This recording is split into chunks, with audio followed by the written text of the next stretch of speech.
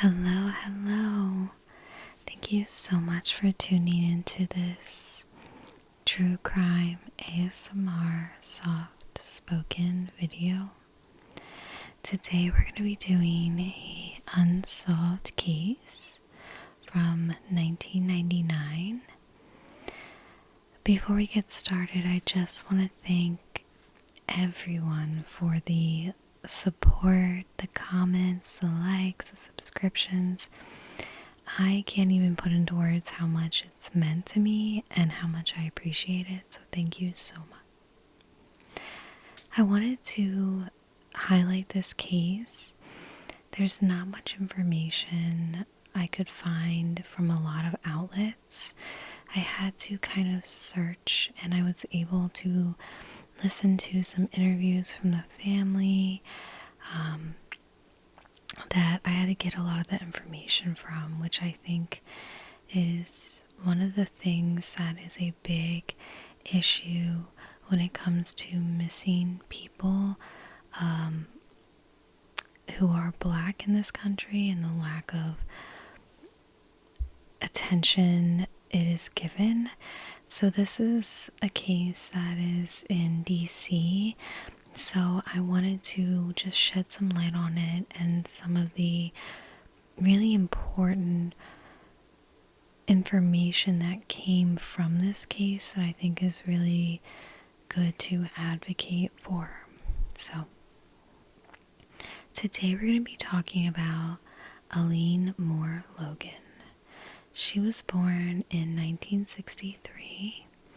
She was described as being a real uplifting spirit. She was caring, loving, close to her family, and loved by many. Stephanie Logan was her niece, and they were very close and were best friends growing up. She was a mother of 2 young sons named Vincent and Jerome. She was an extremely caring and loving mother.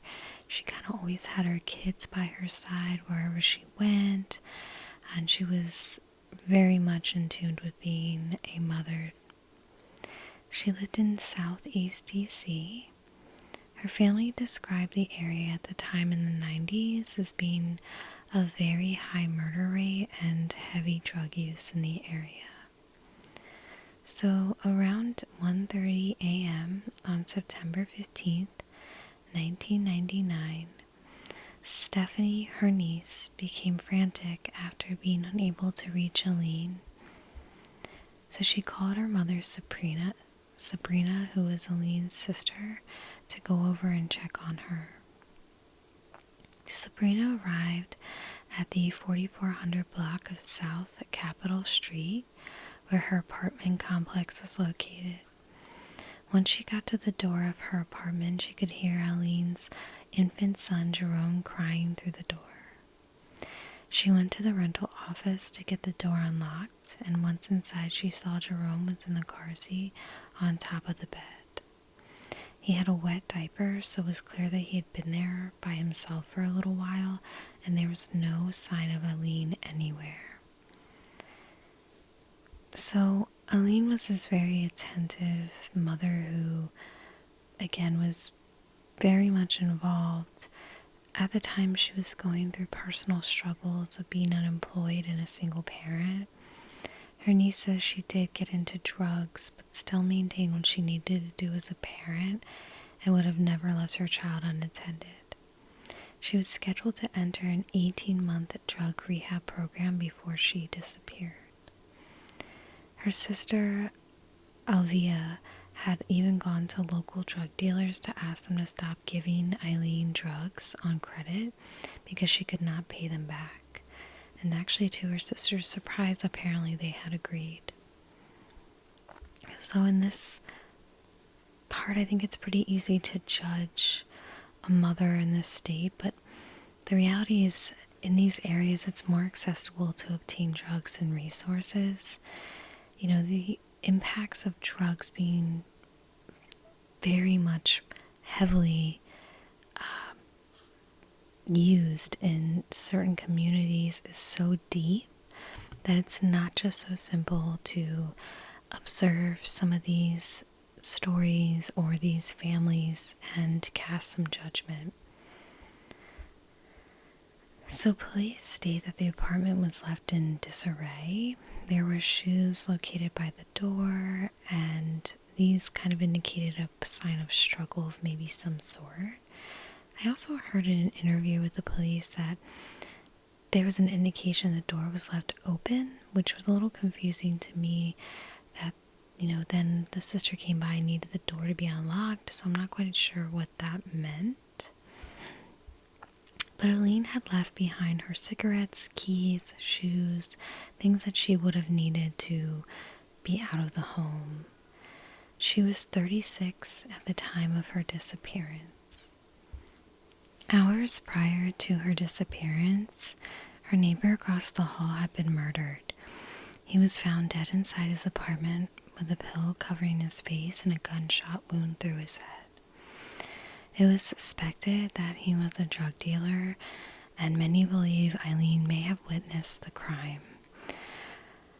Her family believes that she did see something, and she had talked to detectives from the Metropolitan Police Department regarding the incident on the same day, September 15th. Her nephew, Henderson Logan, says he heard through people in the area that she may have been taken out forcefully by two men out of the building. However, no one could give any kind of details to the description of these men or the time of day, so this ended up being unfounded and a dead end. Her family states that they believe that she would have been lured out of the apartment somehow, maybe to pick something up or to run out and see someone, something that would not have been a long period of time away from her home, because her being forcefully taken out seems unlikely due to her being a fighter. They believe someone would have heard her fighting or screaming if she was being forcefully taken out.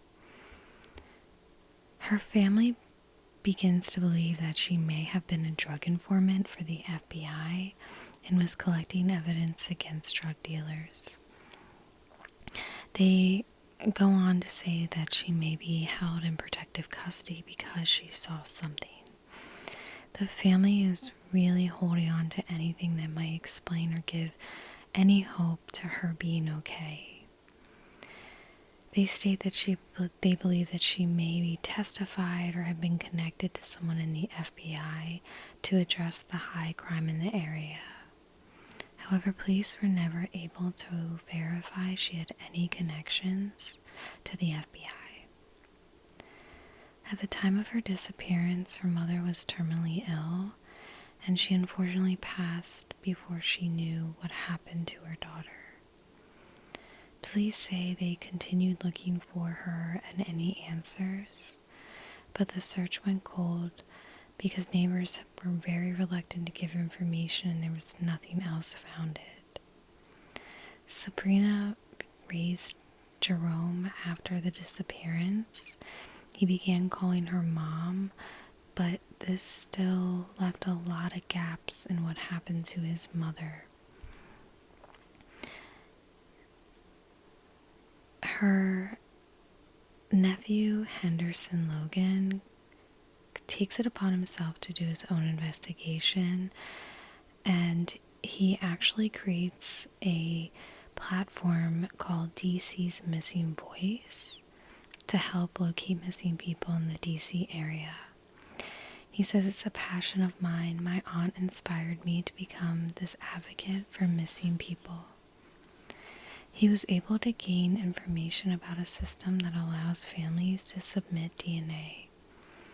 In 2018, her sisters submitted their DNA into the NAMIT system. In January 2019, results came back indicating a 100% match to a Jane Doe body found 18 years prior. Her body was found near DC's Barnaby Terrace neighborhood in 2000, a year after she had disappeared. Her remains were located only about 1.5 miles from where she was last seen. So from 2000 to 2018, she was a Jane Doe while her family is devastated searching for any answers. The NAMIS is a database that is linked to the CODIS, which is a database that authorities use. NAMIS is open to everyone to utilize to help find missing loved ones. Her nephew goes on to say that there's not enough education around this resource, and he wants people to know about this resource for anyone who is seeking answers for their loved one. Police tell the family they cannot determine her cause of death due to lack of any indication of trauma to the remains. There's no bullet wounds, breakage of bones, anything to indicate what had happened to her. In 2019, police state it has been pursued as a homicide, but no charges have been filed and no suspects have been named. They state they are still pursuing leads in this case. So the biggest theory in this case is that she was a witness to a crime. She was caught up in the high crime in the area that was occurring, and this ultimately led to her murder. Alleen's 2 sons are now grown and doing well, and at least they have some answers to what happened to their mother. In February 2019, Allean was laid to rest in private service held by her family and friends. The Metropolitan Police Department offers an award up to $25,000 to anyone who provides information that leads to an arrest or conviction of the person or persons responsible for any homicide committed in the DC area.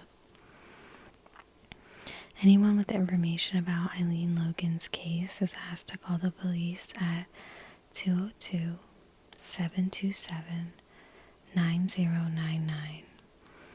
Information may also be submitted anonymously to the department's text tip line by sending a text message to 50411. I'm going to link below the NAMIS link and also the Facebook link to her nephew's page, DC Missing Voice. I really wanted to shed light on this case because I think it's just extremely heartbreaking what this family went through. 18 years with no answers while, her body had been discovered, but there was just not enough coverage, not enough attention, not enough anything to help connect this case and give this family some closure sooner. And then also we're looking at years of nobody coming forward, no answers, no pursuing of anything. And her nephew in the interview was saying, when you look at these pictures of people, they're not just pictures, these are human lives. This was a mother who got caught up in a bad area, but was not a bad person, who doesn't deserve coverage and attention to her life and what happened. So I just wanted to give some coverage of these kind of cases. I know these are a little bit shorter just because there's a lack of information, but I still felt like it was important just to do a video on some of these. So thank you so much for watching. If you have any suggestions for cases, I am always open to doing those. But in the meantime, I hope that you are having a good day or night wherever you are, and I hope you have a good day tomorrow, and I will see you in my next video.